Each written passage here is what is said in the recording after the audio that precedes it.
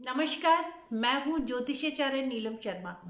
और जैसे कि हमारी श्रृंखला चल रही है कि किस तरीके से शनि मकर राशि के अंदर हैं और सूर्य वहाँ पर मकर संक्रांति के अंदर प्रवेश कर चुके हैं। शनि और सूर्य का योग कुंडली के अंदर राजनीतिक उथल पुथल दिखा रहा है। अब हम आम जने की कुंडली की बात करते हैं। जिस भी कुंडली के अंदर जहां पर शनि है और वहीं पर चंद्रमा भी है, तो वहां पर शनि की साढ़े साती का दूसरा पहर चल रहा होता है। जब भी कभी लगन के अंदर जिस लगन में चंद्रमा चंद्रमा है और वहां से एक घर पीछे शनि हो और एक घर आगे हो या उसी घर के अंदर हो, तो शनि की साढ़े साती उस जातक के ऊपर चल रही होती है।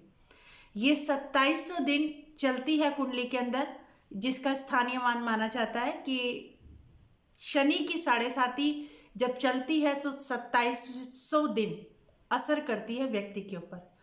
किस तरीके से किस किस भाव पर यह असर करती है। 2.5 साल कहा जाता है कि उसके विचारों पर चलती है। 2.5 साल एक तरह से मन के अंदर पश्चाताप, ग्लानि, जिस तरीके का प्रभाव रहता है, जो कॉमन लैंग्वेज में कहेंगे कि जो हमने डिसीजन लिए होते हैं उनका पछतावा और वो शारीरिक कष्ट देकर चलती है।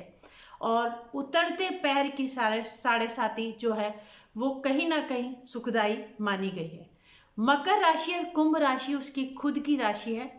और पुष्य नक्षत्र और अनुराधा और उत्तर भाद्रपद ये तीनों नक्षत्र शनि के ही नक्षत्र माने गए हैं। और शनि को पश्चिम दिशा कहा गया है। शनि को पुत्र यानी कि पश्चिम दिशा अगर आपके घर की ऊंची है और पूर्व दिशा नीची है, यानी सूर्य की जो दिशा है वहां पर नीचा है, तो आप ये समझ लीजिए कि पुत्र आपके पिता से बढ़कर निकलेंगे गुणों में भी। जो भी हम बात करते हैं वास्तु के हिसाब से भी, तो पश्चिम दिशा शनि की कही गई है। शनि की जो राशि है वो मकर और कुंभ राशि है और तुला राशि के अंदर ये उच्च के होते हैं और कुंभ राशि इनकी मूल त्रिकोण राशि है। तो ये शनि ग्रह के बारे में जानकारी।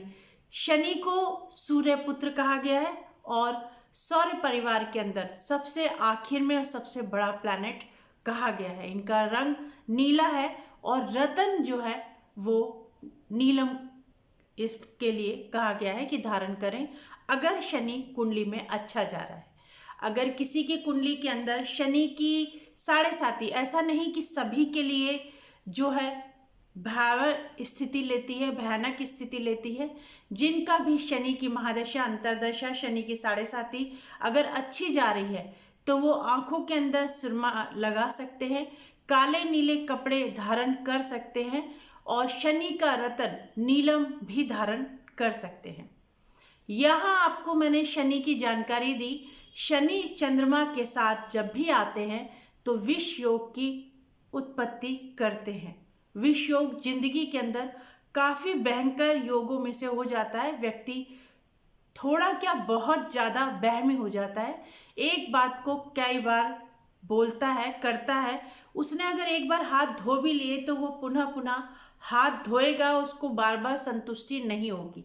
या कोई भी बात जब तक बहुत बार रिपीट नहीं करेगा तब तक उसको शांति नहीं मिलेगी। और विष योग के अंदर शनि और चंद्रमा जिसकी भी कुंडली के अंदर इकट्ठे बैठे हैं और वो अगर किसी अल्कोहलिक पदार्थ का आदि हो जाता है तो वहाँ उसका बचाव बहुत मुश्किल हो जाता है।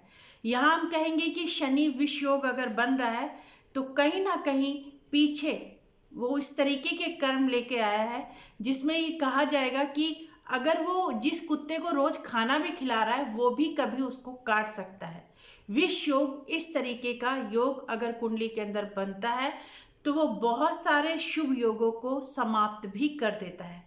इतने सारे सालों के अनुभव में मैंने देखा कि विष योग कुंडली के अंदर एक भयंकर योग के अंदर भी उदित होता है और अगर उसकी महादशा यानी चंद्रमा की महादशा या चंद्रमा की अंतरदशा आ जाए और शनि की महादशा चल रही हो तो वहां पर ये काफी बुरे परिणाम देता हुआ देखा गया है।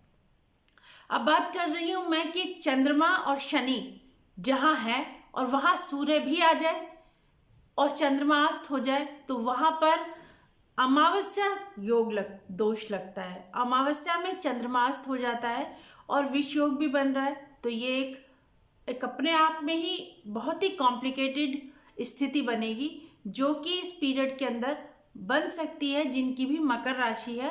शनि अस्त है, चंद्रमा ऑलरेडी वहां पर अस्त होंगे और सूर्य वहां पर विराजमान है। तो जो ये अमावस्या है उन लोगों के लिए जिनकी की मकर राशि है और श्रवण नक्षत्र है, तो यहाँ उनको अपने स्वास्थ्य का, मन का ध्यान रखना अत्यधिक आवश्यक है। कोई भी गलती अगर आपसे हुई है उसका पछतावा करने के कारण आप कोई गलत कदम ना उठा लें, या कोई ऐसे ही मन के अंदर डिप्रेशन की स्थिति ना आए। उसके लिए आप अपने बड़ों के नज़दीक रहें।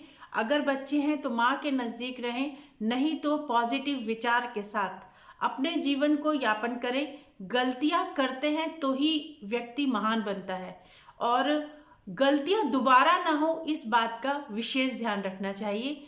क्योंकि जब भी विष योग बने, अमावस्या दोष जिसकी कुंडली के अंदर हो, तो ये जो दोष है ये एक भयंकर स्थिति लेगा। और इस पीरियड के अंदर देखा जाता है फुल मून, यानी कि जब पूर्णमासी हो, अमावस्या हो, तो मन उन लोगों का काफ़ी विचलित रहता है।